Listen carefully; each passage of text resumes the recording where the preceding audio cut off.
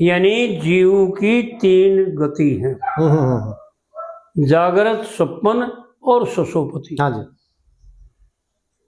जागृत में भी सोए कैसा है, जो अच्छे बुरे को नहीं जानता। भाई मैं कित पाटे को हूँ, चौड़े में टक्का है, टट्टी पे टक्का है, अग भाई फूलना पे टक्का है। जो ये बात नहीं देखता, नहीं जानता ना, वो जो है ना दुखी। आड़ यूं देखना चाहिए कि भाई जागृत अवस्था में उसे कहते हैं जागृत अवस्था जो सब तरह से सन्मार्ग का अनुयायी हो। हाँ जी। सन्मार्ग पर चलने वाला हो, सन्मार्ग की बातें करता हो, अच्छे विचार हो, अच्छी दृष्टि हो। हाँ।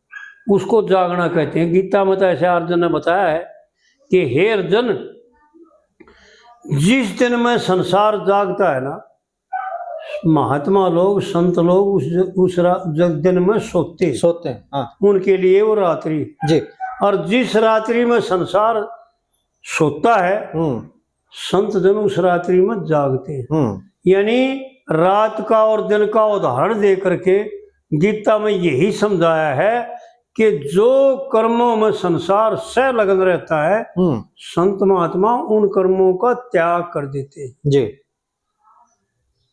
मैं और मेरे का त्याग और संग्रह का त्याग और दूसरों से द्वेष करने का त्याग, किसी प्रकार किसी का दूसरों से बैर करने का अधिकार नहीं, दूसरों पर क्रोध करने का अधिकार नहीं जी।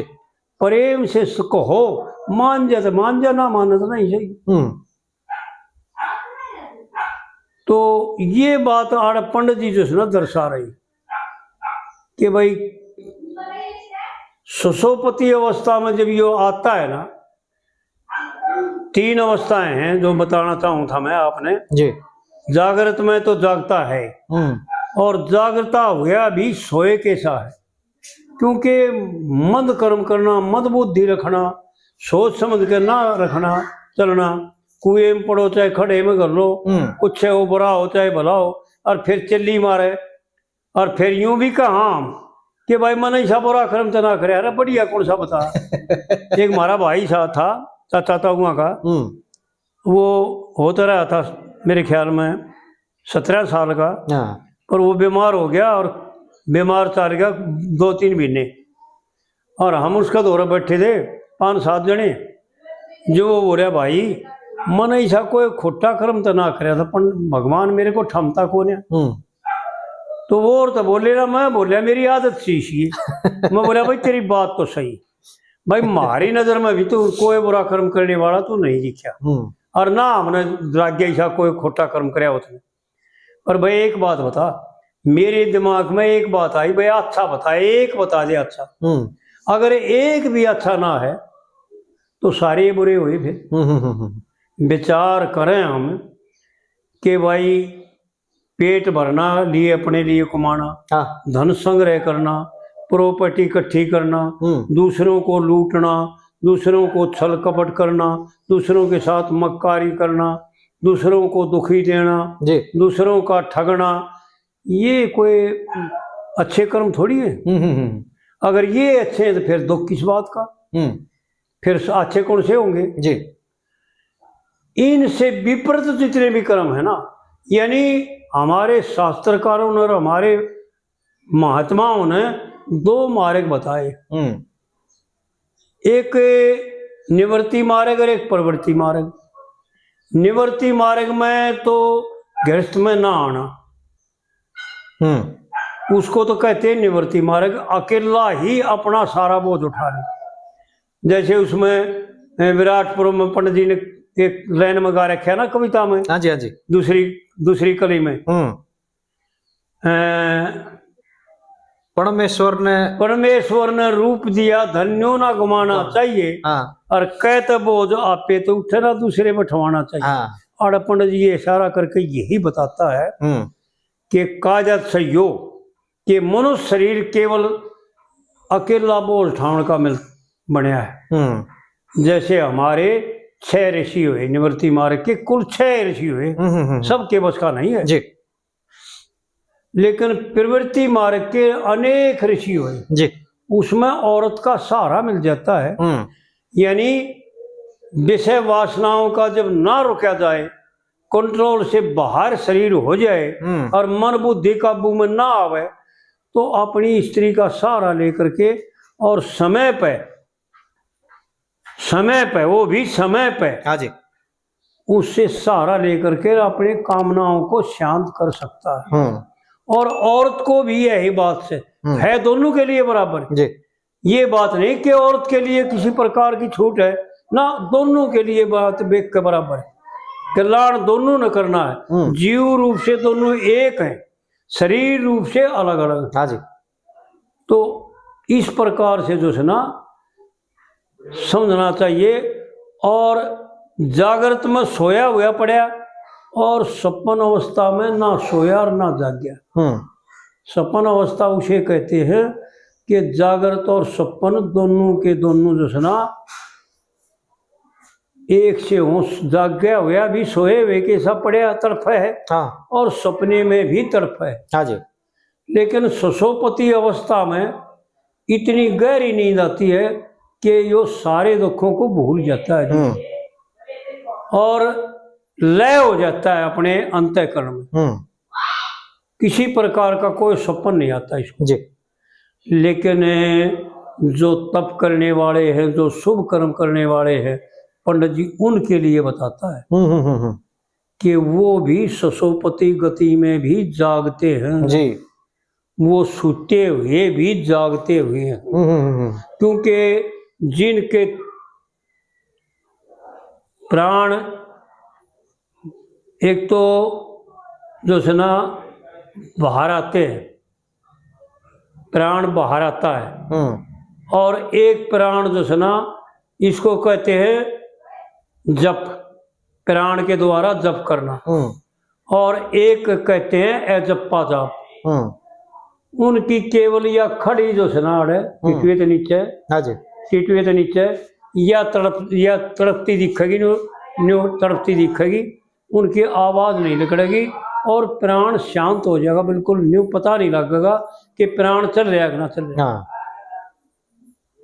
वो जो है ना अजप्पा जाप चलता है उनका। तो ससोपति गति में जागने का भाव ये है कि 24 घंटे सुत्या जागता केवल शुभ कर्म करता है, परमात्मा का भजन करता है, अच्छे विचार रखता है, अच्छी दृष्टि रखता है, अच्छी सोच रखता है, गलत भाव नहीं रखता, उसको कहते हैं ससोपति गति में जागना। योगियों का काम है जी, इसे साधारण गृहस्थी का नहीं। गृहस्थी तो वो कर सकता है जो बहुत 24 घंटे शुभ कर्मों में ही जिनका मन रहता है, उनका गृहस्थियों का भी हो जाता है जी जी। कोई बड़ी बात नहीं है। जो क्योंकि ब्रह्मचार्य जति गृहस्थी भी होते हैं। हाँ। जति लक्ष्मण सती उर्मिला दुनिया ने गुण गाए, और 13 ऋषि 33 देवता 52 जनक बताए, तो गृहस्थ धर्म का पालन करके फिर भी जति को आए। हाँ। तो गृहस्थ में भी जति रह सकता है, केवल समय पर और प्रबलता आ जाए जब अपने शरीर को रोकने के लिए उसका सहारा लिया जाता है। और परमात्मा का निर्देश भी है, परमात्मा का आदेश है सृष्टि की रचना में, जीव मात्र के लिए, मनुष्य मात्र के लिए ये परमात्मा का आदेश है कि हे पुत्र, जब यूं पूछा जीव ने कि पिता मैंने क्या करना है, तो भगवान का आदेश है पुत्र सृष्टि को बढ़ाओ। हाँ जी। तो पंडित जी ने जो है ना उस कविता में, एक कविता में बता रखा है भाई, पुत्र बिना मोक्ष नहीं होता, चाहे हो गृहस्थी ने ज्ञान। हाँ जी।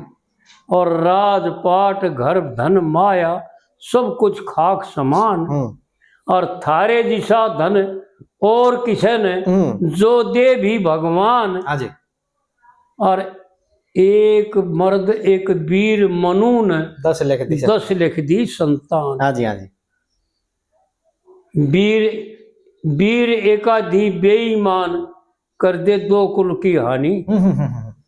तो बेईमान उसे कहते हैं जो अपने हक न छोड़ करके, अपने धर्म न छोड़ करके और दूसरे के धर्म में बरतना चाहता हो, उसको बेईमान कहते हैं जी। और जो अपने हक में अपने धर्म में बरतना चाहता है वो ईमानदार होता है, दूसरे का नहीं चाहिए। जी जी। तो इस प्रकार से पंडित जी ने इस कविता में भी यह इशारा किया है कि योगी लोग जो होते हैं वो गृहस्थी हो चाहे निवृत्ति मार्ग का हो चाहे प्रवृत्ति मार्ग का हो, जो समय पर परमात्मा के आदेश अनुसार कार्य करते हैं ना, वो कल्याण को प्राप्त होते हैं जी।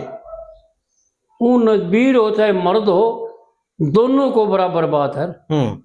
ये मत जान लेना कि भाई वीर न्यारी रह जाएगी या मर्द न्यारा रह जाएगा। हाँ जी हाँ जी। पाप भी दोनों का बराबर लगता है।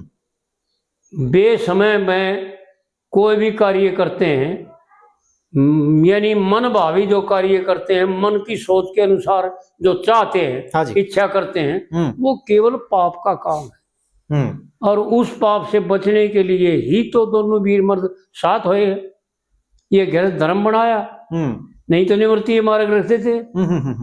लेकिन परमात्मा ने इस अपने लिए, यो जीव परमात्मा का अंश है और असलियत में तो ये है कि सब कुछ परमात्मा का ही अंश है, परमात्मा के अंश से न्यारा कुछ भी नहीं जी।